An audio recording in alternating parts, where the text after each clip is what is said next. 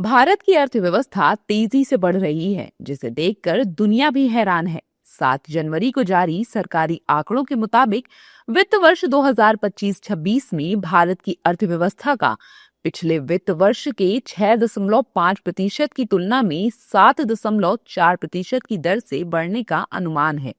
बड़ी बात यह है कि ये उछाल वैश्विक दबाव और अमेरिकी निर्यात में रुकावट के बीच हो रहा है। इस उछाल को लेकर राजनीतिक प्रतिक्रियाएं भी आ रही हैं। एनडीए नेता इस बढ़त को पीएम मोदी के कुशल नेतृत्व का नतीजा बता रहे हैं।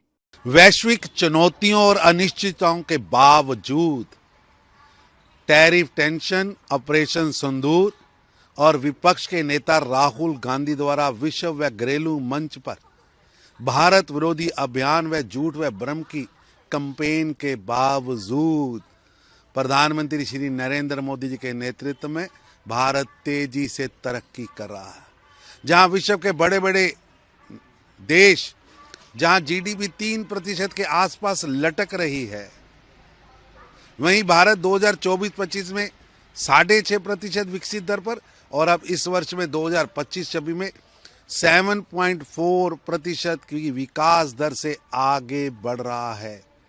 ये प्रधानमंत्री नरेंद्र मोदी जी की कठोर वित्तीय अनुशासन दूरगामी में भारत की वित्तीय स्थिति को मजबूत करने की सफल योजनाओं का परिणाम है। प्रधानमंत्री नरेंद्र मोदी जी आज ग्लोबल लीडर हैं।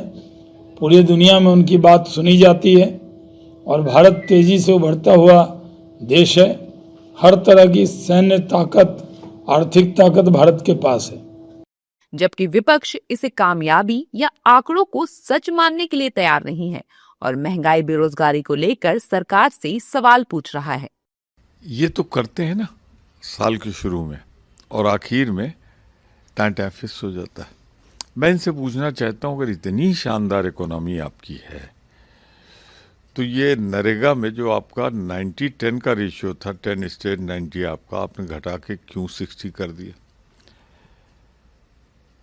क्या कारण है कि महंगाई बढ़ रही है, बेरोजगारी बढ़ रही है, जो लघु और मध्यम उद्योग हैं वो समाप्त हो रहे हैं? अगर इतनी ही गुलाबी तस्वीर है तो इतनी भयानक असलियत कैसे? तो सच्चाई कुछ और है। सच्चाई तो ये है कि हिंदुस्तान की इकोनॉमी डेड हो रही है। नहीं, ठीक है, जीडीपी ग्रोथ होना अलग बात है और देश के आम लोग, गरीब लोगों का जो जीवन बदहाल है वो अलग बात है। डाटा और आटा, ये दोनों में फर्क है। गरीबों का थाली खाली है, गरीब परेशान है, आम लोग परेशान हैं। इसमें ग्रोथ हो रहा है तो वो तो सरकार का इसमें सरकार दे रहा है कि ग्रोथ है, तो सरकार का ये आंकड़ा है।